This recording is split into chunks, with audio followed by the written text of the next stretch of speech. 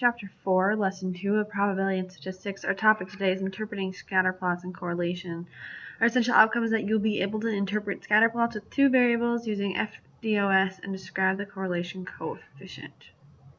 So the first things first, let's talk about explanatory and response variables. So, what they are. An explanatory variable is a variable that we think explains or causes the changes in the response variable. So a response variable is a variable that measures an outcome or result of a study. So response variable measures the outcome. Explanatory variable is a variable that explains the changes in the response variable. So one thing to note is that always plot the explanatory variable, if there is one, on the horizontal or x-axis. Alright, so response variable, if there's a y-axis, it should go on the vertical y-axis.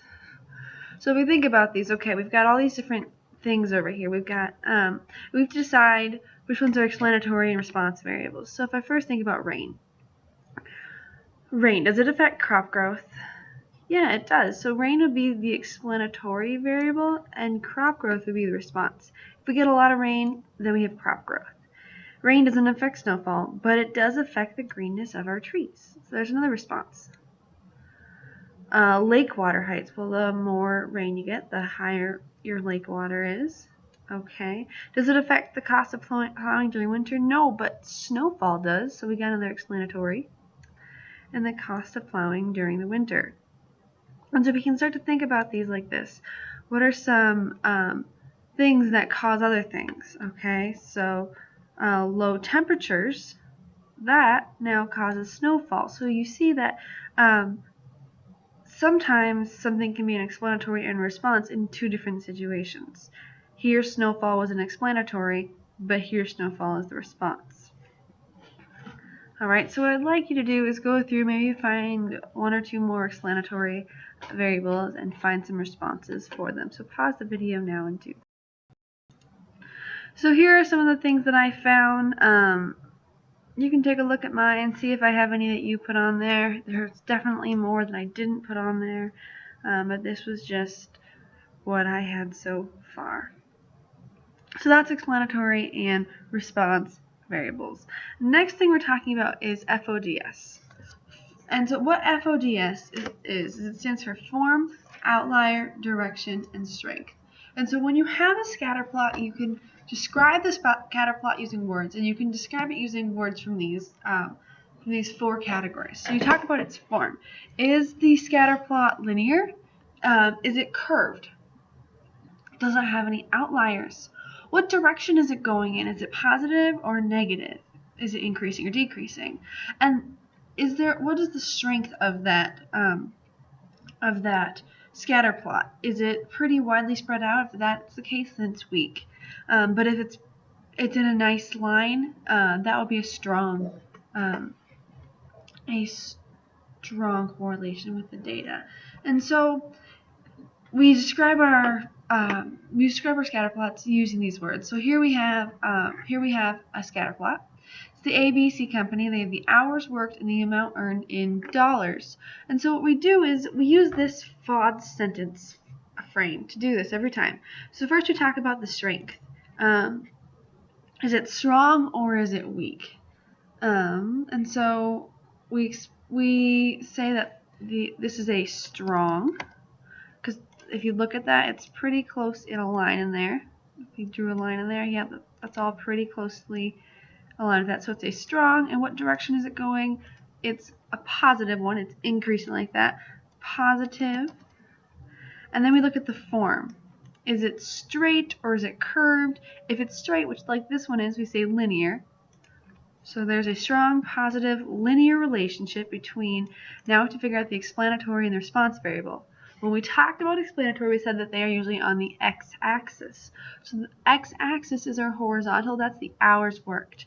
Between hours worked and our response variable is the y-axis, and amount, we're just going to say amount earned. And are there any outliers? Well, it looks like there could be, depending on how you draw your line. I'm going to say there's no obvious outliers on here, so we would say with no outliers. And so that would be our FOD sentence. There is a strong positive linear relationship between hours worked and amount earned with no outliers. And so if you follow that form every single time you're asked to do a FOD sentence, you're going to be perfect. You just change those words, the strength, the direction, the form, explanatory, response, and outliers. So here we have a few graphs. We have the ABC company we just did. And so just take a look at these graphs. See if you can come up with a sentence for at least one of these graphs. Pause the video now and do that. Alright, I went through, I just kind of wrote some summaries for this. Here I have Chevy cars. There's a weak negative linear relationship between the cost of a car and gas mileage with these possible 4 outliers. Here in Best Buy, there is a strong negative linear relationship. You can see that right here. Between number of TVs and prices per TV, and I said there's no outliers. Those are pretty linear.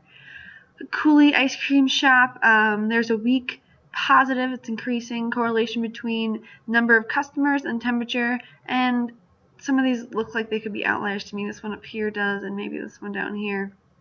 Honda cars, there's a weak negative correlation between age and years and value in thousands of dollars with 3 possible outliers.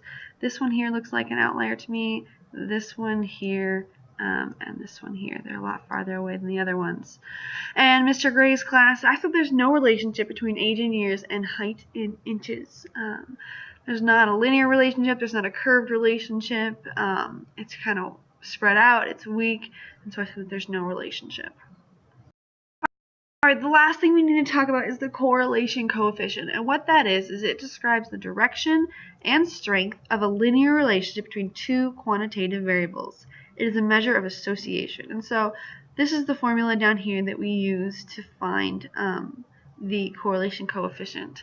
And it is a lot of work to do by hand. However, it is very, very easy to do on your calculator. And so if you get to this point and you want to learn how to do this on your calculator, come talk to me. I will show you how to type it up.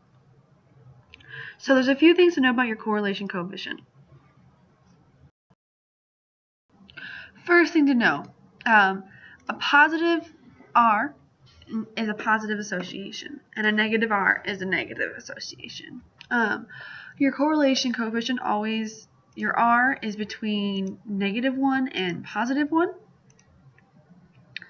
And it does not change when your units change. So if your units change from centimeters to inches, your R value is going to stay the same.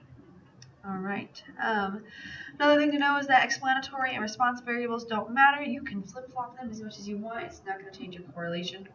It's used only for linear associations. Alright, so if it looks like it's a curved association, it's not going to work. And it's strongly affected by a few outliers. Those are 6 important things to remember about your correlation. So here we have a variety of different scatter plots, and they're kind of arranged along this number line with what their correlation coefficient would be. So down here I have a negative correlation coefficient, and here I have pretty close to a -1, as close as we're going to get. Here we can see it's a little bit more spread out, but it's still that negative relationship. Here it's still it's even more spread out, but it's still got a little bit of a negative relationship going on. Here it's just random, and so that has a correlation coefficient of 0. There is no linear relationship going on there. Here we have a correlation coefficient of 0.5, so it's positive, it's increasing, but it's still spread out. And here we have 0.9. You can see that it's increasing. They pretty much lie along that line. Alright, and so what I'm going to have you do now is here I have these 6 graphs, and so what I'd like you to do is describe these using FODs as best as you can. Talk about, remember to talk about the outlier, the direction, the strength, and the. And so here I have my answers. A, it's a strong positive linear relationship. B was a weak positive linear relationship. C, there's no correlation coefficient. There's no linear relationship. It's weak. It's a weak scatter plot. D is a strong negative linear relationship. E is a weak negative linear relationship. And F would be that there's no linear relationship going on. stuff in together. It says for 1 through 4, the calories and total fat in grams are listed in the chart below based on burger with bun, condiments, and cheese. So first things first, do you think the calories explain the fat, or that the fat explains the calories in this chart? Or another way to think about that is, which one of these is the explanatory variable? Is it going to be fat, or is it going to be calories? So think about that. Does the calories affect the fat content, or does the fat affect the calorie content? And your graph actually can give you a little bit of a hint. If you look at these scales, this one goes from 0 to 60. This one goes from 200 to 1,000. Well, 0 to 60, that should be where your explanatory variable goes. And that looks like that's going to be your total fat. So you would say that total fat explains calories. Therefore, total fat is your explanatory variable and calories is your response variable. So we put those on our graph. We get total fat and we get calories. There we go. Alright, so that answered question 1. What you need to do now is plot the ordered pairs on the grid above. Describe the relationship using a complete sentence. Are there any obvious outliers in this scatter plot? If so, name the points. So here actually I already graphed it, so we can take a look at that. So let's describe the relationship using a complete sentence, a complete FOD sentence. So we started out by saying there is it positive or negative? Well, is it positive? Is it weak or strong? Strong. Is it linear or curved? It looks curved, linear to me. Linear relationship between, remember we say the explanatory variable first, total fat and calories. Are there any outliers? I don't really see any outliers, with no outliers. And so then we explain that with our FODS sentence. We took care of the outliers. I said I don't really see any outliers going on in there. They're all pretty close. If there was going to be one outlier, it might be this one right here. But I don't know.